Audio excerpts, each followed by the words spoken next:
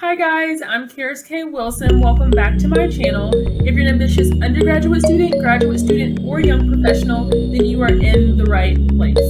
In today's video, I'll talk about the 5 common mistakes that people make when trying to decide if they should go to graduate school or continue working or go straight into work. Okay, so common mistake number 1 is choosing to go to grad school because you want to stay in school longer and you're not really sure what you should do.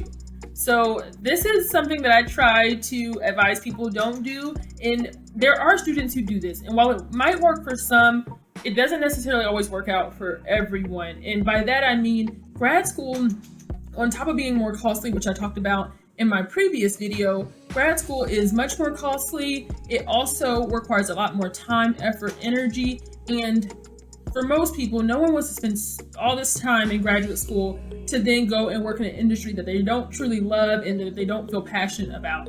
And so to avoid this, take the decision-making process seriously. And so there was an article I believe I was reading recently that said graduate school is one of the times in people's lives where mental illness is realized or exposed. And so I think it's because of the great stress and pressure that come with graduate school. It takes a lot out of you. It takes a lot of energy and focus. And so it's not, I don't say that about the article to scare you away from going to graduate school or to scare you in general, but just to say that it is a decision that should be taken seriously, and one that you really want to think about before you kind of go into the process, of course, and you spend your time applying and getting into a program. So that is the first mistake that I hear and see students make when trying to decide in going into grad school.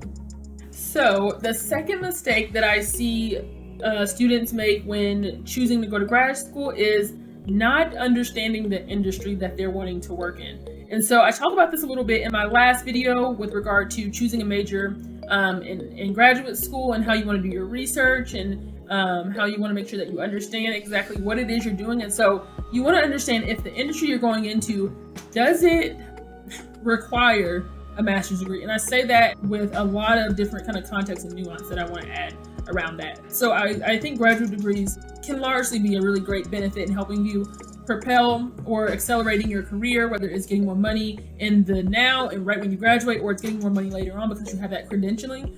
But I do think that there are certain areas and industries where, like say for instance, engineering, being a doctoral student, there are many other doctoral students. One area that I've run into a lot of doctoral students is the engineering field.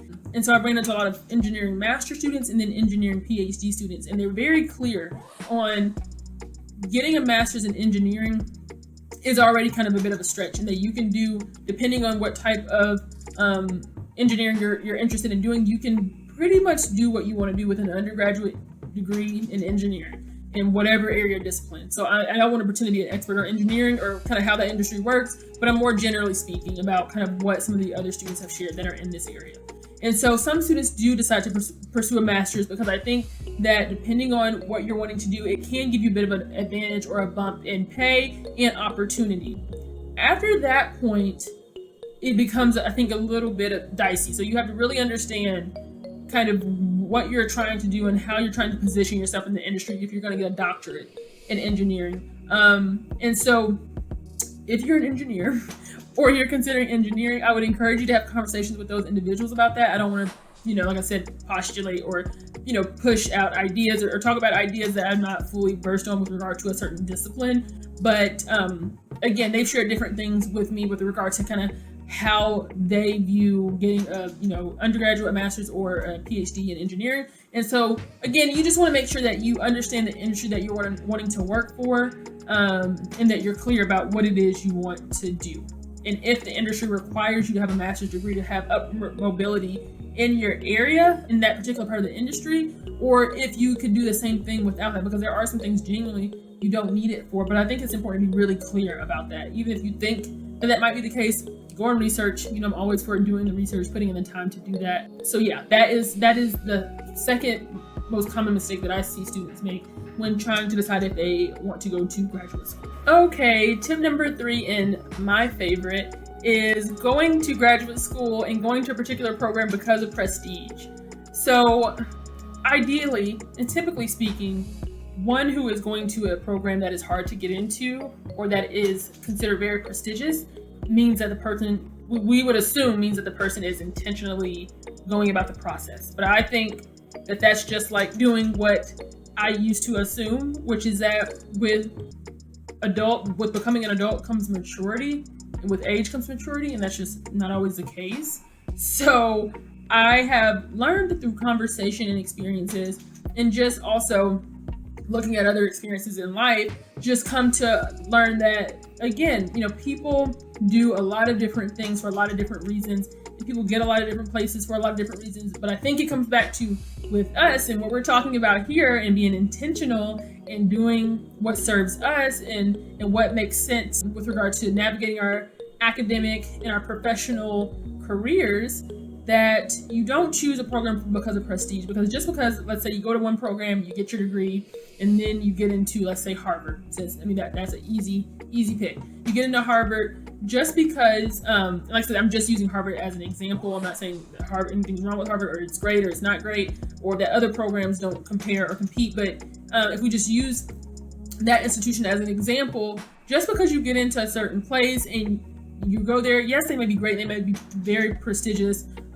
within a certain area or type of work or type of students that they help place into different industries, but that doesn't necessarily mean it's going to be great for you. There are a lot of programs outside of Harvard that have wonderful, just generally speaking, reputations, and that you usually just, set the bar very high with regard to a lot of different disciplines and things that people want to major in, but that doesn't mean that that's every area. So you have to really think about what it is you're trying to major in, what is the goal, because again, as I've talked about through various videos, if you're trying to select a school and you're not considering networking and alumni support, you might be surprised when you try to enter the particular area or industry that you're in, and it's difficult. And so we want to avoid that. And so to do so, I would recommend that you don't just go to a school just because of prestige or the name. And I think it can be really tempting as a graduate student because you feel like you've gotten beyond the undergrad point, you've made it, you've done what you need to do, and so now it's graduate school, and it's just,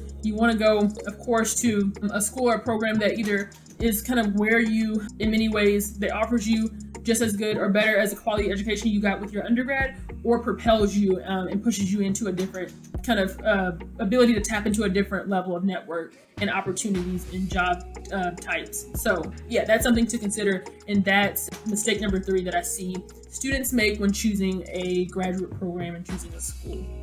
So tip number 4 is you want to consider the alumni support and networking. So bear with me, stay with me here. I know I've mentioned this in various videos. I kind of just talked about that a little bit and touched on that a little bit in tip 3 with addressing tip 3 and the mistakes the mistakes that people make. But with this 4th common mistake that people make, grad school, again, is different from undergrad. And so, for example, when I was at Kentucky, there were a lot of doctoral students who wanted to be mathematicians, and that was their area, their industry, or students who were in engineering, or students who were in biology, and they knew a lot of professors or a lot of other doctoral or PhD degree holders who were in areas doing wonderful, killing it, crushing the market, wonderful jobs, making well above 6 figures. But there were students who specifically communicated that they wanted to work in kind of like these top 5 consulting firms, which those students, when I took a class on kind of how to market yourself professionally, if you have a graduate degree, a master's or a PhD, you don't want to stay in academia, how to market yourself. Well, there was one student who her area was in mathematics, and she was very clear about the companies, the top 5 consulting companies that she wanted to work for in New York.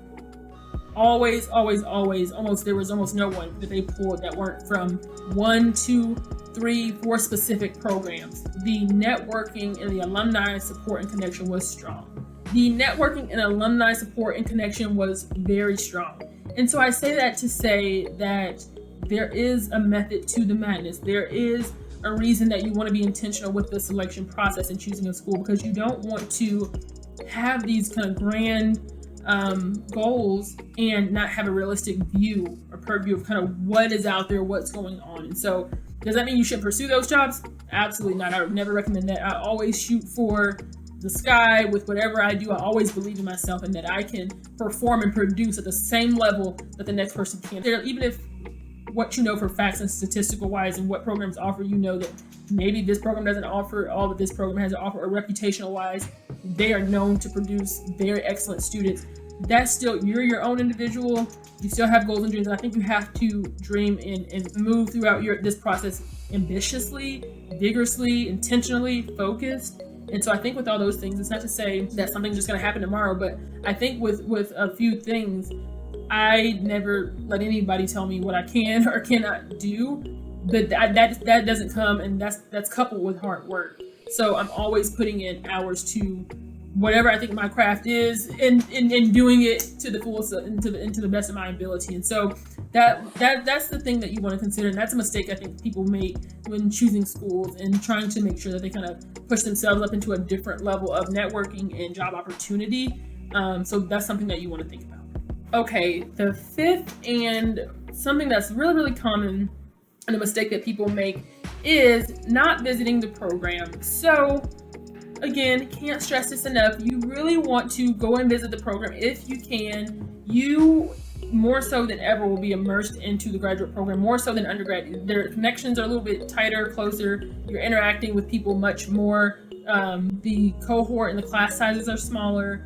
You'll rely and you'll have to, ideally, build relationships with the faculty and your professors. You'll need to do that. That's much more needed than maybe it was in undergrad. While they're important in both, and I recommend you do that in both, it's going to be really important in grad school. And so to make sure that that is feasible and that you're able to do that with as little stress and pressure as possible, or to try for that to be the goal, to network and to make connections with your peers in the department, and enjoy the university resources and the money and time that you put into applying to this place. To do that in the best way possible, you want to visit the program. Again, that, just like with undergrad, that tells you the culture of the program specifically, not just the overall kind of school and student body. But you get a feel for the school, of course, but you really are visiting so you can get a feel for the program. And so you can get a more kind of in-depth experience with what the program has to offer, how they operate and do things, the ins and outs. And so I can do another video about kind of that and the importance of visiting grad programs and kind of what to look for and what questions to ask. I think that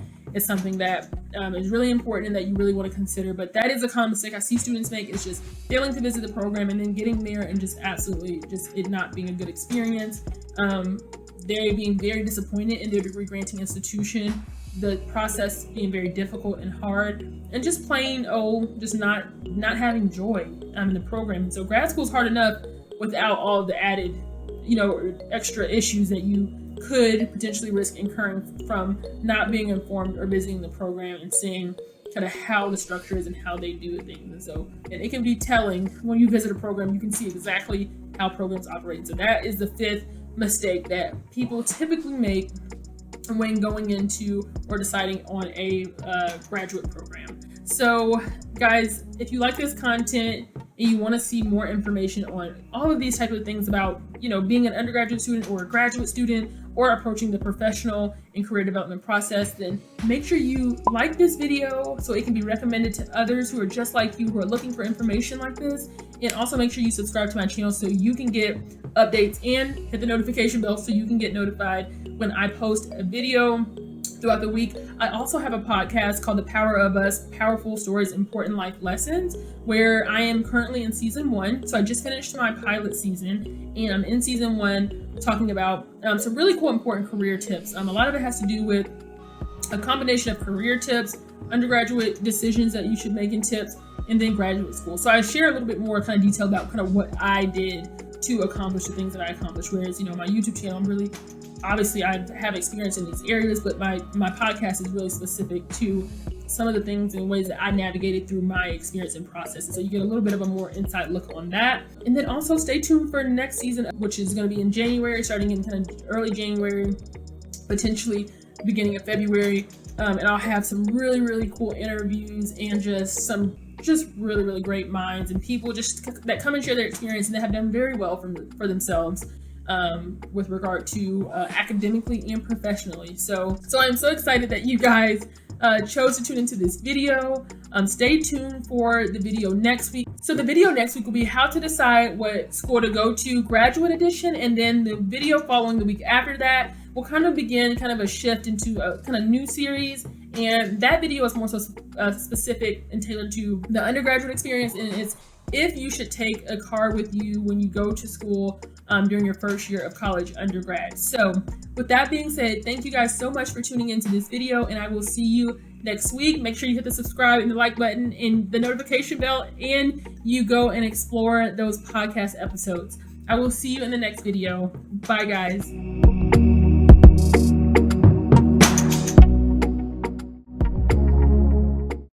Hi guys, thank you so much for tuning in to the Karis K Wilson YouTube channel. If you're interested in receiving more content and information about how to navigate your undergraduate experience, your graduate experience, or your experience as a young professional, then go ahead and hit the subscription button and the notification bell.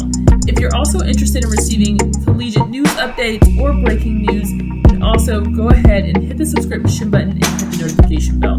See you in the next video. Bye guys.